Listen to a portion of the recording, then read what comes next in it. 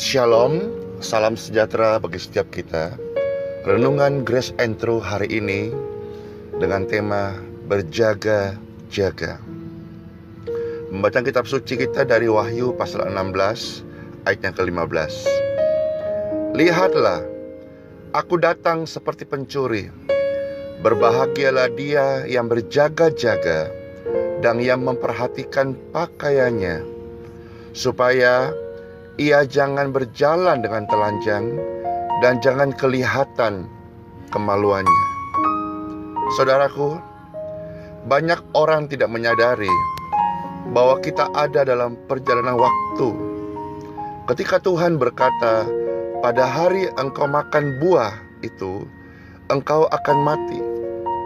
Maka mau tidak mau sejak saat itu, manusia harus tunduk pada perjalanan waktu. Seandainya manusia tidak jatuh dalam dosa, tidak ada kematian. Seharusnya waktu tunduk kepada kehidupan manusia.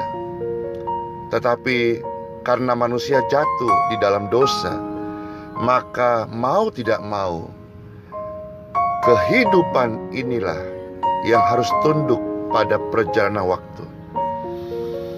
Bapak Ibu sekalian dalam Tuhan Yesus Kristus, segala sesuatu ada masanya.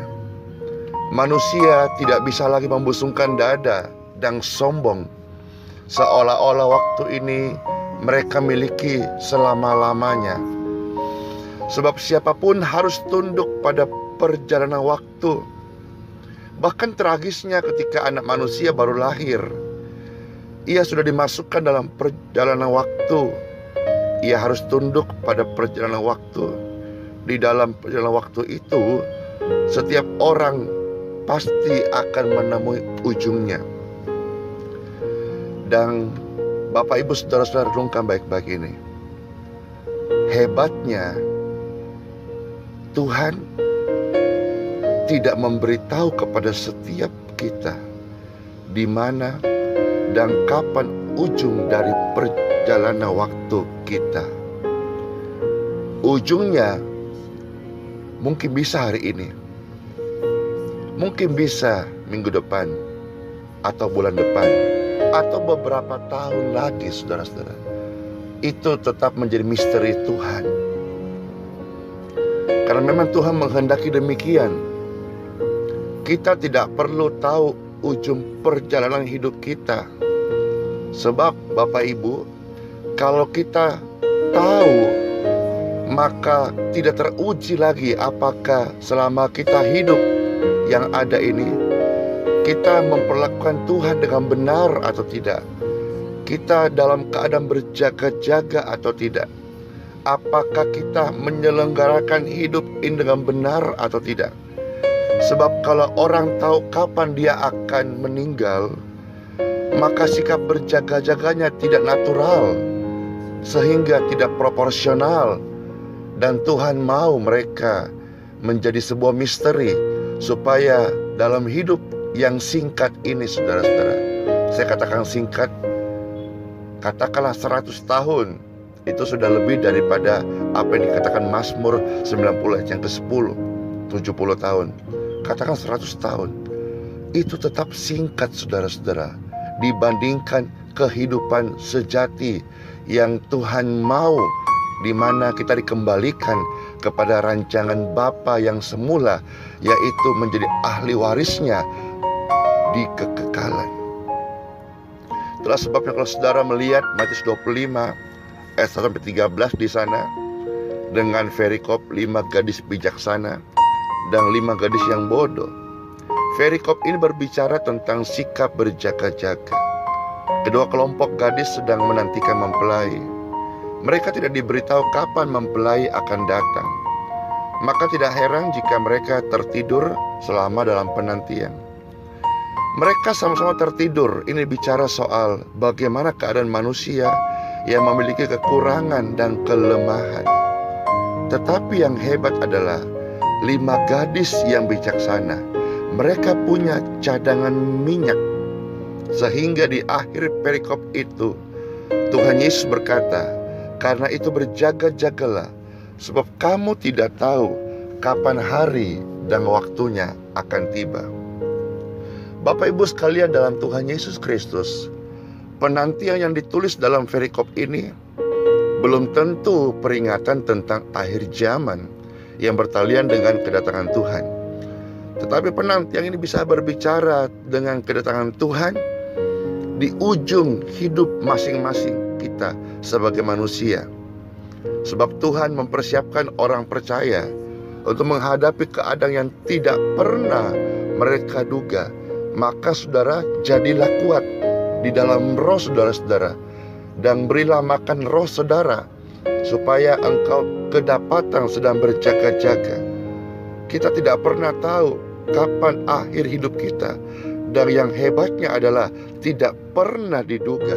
Saudara akan sering mendengar, wah, enggak nyangka ya, kok tiba-tiba.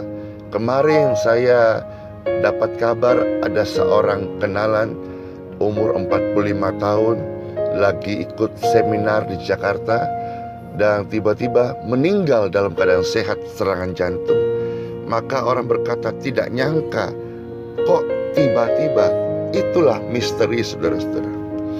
Kita tidak tahu apakah akhir hidup kita hari ini atau nanti atau tahun depan ada di rumah sakit, di bangku pesawat, yang dimana kita tahu pernah kejadian ada pesawat eksiden dan di sana ada ratusan jiwa yang tentu tidak menduga bahwa itu adalah pembaringan terakhir atau di mana tempat mereka akan mengakhiri kehidupan yang fana ini.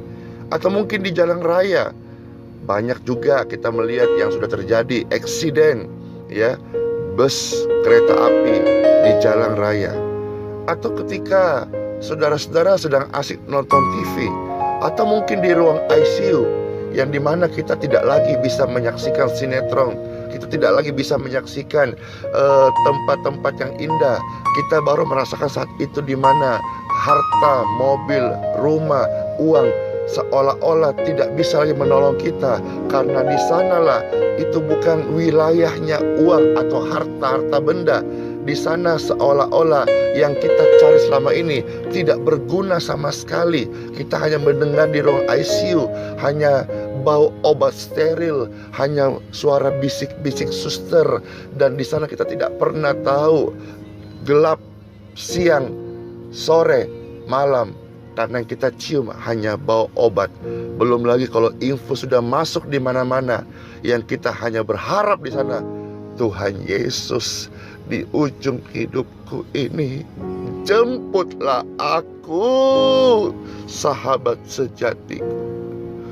Saya berbicara ini tidak maksud menakut-nakuti saudara dan tidak bermaksud menghakimi saudara, tapi saya hanya mempersalahkan kalau hidupmu hari ini hanya mengejar dunia dan seisinya, namun engkau tidak pernah memperkarakan berjaga-jaga di dalam roh saudara-saudara sekalian. Momentum-momentum ini kita tidak pernah tahu kapan itu akan terjadi. Itulah sebabnya kita harus berjaga-jaga. Oleh sebab itu, sikap berjaga-jaga kita tetap miliki rasa rindu akan Tuhan. Ini bicara bukan soal makan minum, ini bicara soal kekekalan. Ini bukan bicara soal harta yang fana. Ini bicara soal hidup yang akan datang. Apakah kita akan ada di api neraka, disiksa selama-lamanya, ataukah kita akan berbahagia di rumah Bapa selama-lamanya, penuh kebahagiaan. Pikirkan ini saudara-saudara. Jangan menaruh harap pada apapun dan siapapun. Pengharapan kita hanya pada Tuhan saja, yaitu kehidupan di balik kubur, yang mana itu kita harus berjaga-jaga. Sehingga saudara-saudara menyadari hal ini, maka setiap orang harus memiliki kedekatan dan perdamaian dengan Tuhan. Tidak boleh ada saat pun kita ada dalam keadaan tidak harmoni dengan Tuhan. Saudaraku, saya mengajak semua kita membayangkan ketika kita menatap kekekalan yang tidak berujung dan tidak bisa balik lagi, tidak punya kesempatan memperbaiki kesalahan, betapa mengerikan keadaan itu. Tetapi ini yang jarang orang renungkan. Orang berpikir seakan-akan ada jalan yang tidak berujung, dan mereka berpikir keadaan akan selalu keadaan aman. Padahal setiap detik hidup kita bisa berubah. Saya tidak membuat Anda takut, tapi saya mengajak saudara memperkarakan bahwa hidup kita ini pasti ada ujungnya. Saudaraku, kalau segenap hidup kita milik Tuhan, maka kita hanya boleh punya satu agenda.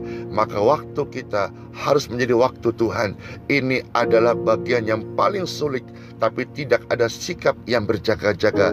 Tepat selain kita harus memang memikirkan kekekalan kita. Kita harus menghentikan waktu hidup kita hari ini untuk hal yang sia-sia.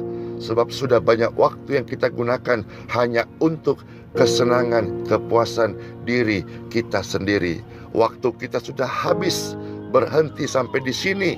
Waktu ke depan adalah waktu milik Tuhan. Milik Tuhan. Tidak ada lagi bagian kita untuk mencari kesenangan sendiri. Sekarang waktu untuk kita hanya mencari, mengerti, dan melakukan kehendak Tuhan. Ini dibutuhkan keberanian. Sebab kalau tidak demikian, kita tidak akan memiliki sikap berjaga-jaga yang benar. Saudaraku, mungkin ini kedengarannya ekstrim, tapi ini standar. Alkitab mengatakan bahwa kita telah dibeli lunas dengan darahnya. Lunas artinya sudah selesai.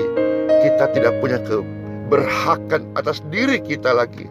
Tidak ada cita-cita yang dimana untuk kesenangan diri kita sendiri selain daripada kehendak Bapa. Semua milik Tuhan. Dan akhirnya kita cuma punya satu proyeksi yang benar, yaitu kemuliaan Tuhan. Cara kita memuliakan Tuhan harus seperti hidup Tuhan Yesus dan memiliki prinsip-prinsipnya, melakukan kehendak Bapa dan menyelesaikan pekerjaannya. Saya ulangi, ini memang sulit, tapi jika kita punya komitmen hari ini, nekat sungguh-sungguh dengan tekad yang kuat, kita pasti bisa melakukannya. Kita akan terbiasa melakukannya sehingga menjadi irama yang menyatu dengan hidup kita. Tuhan Yesus Kristus memberkati. Shalom.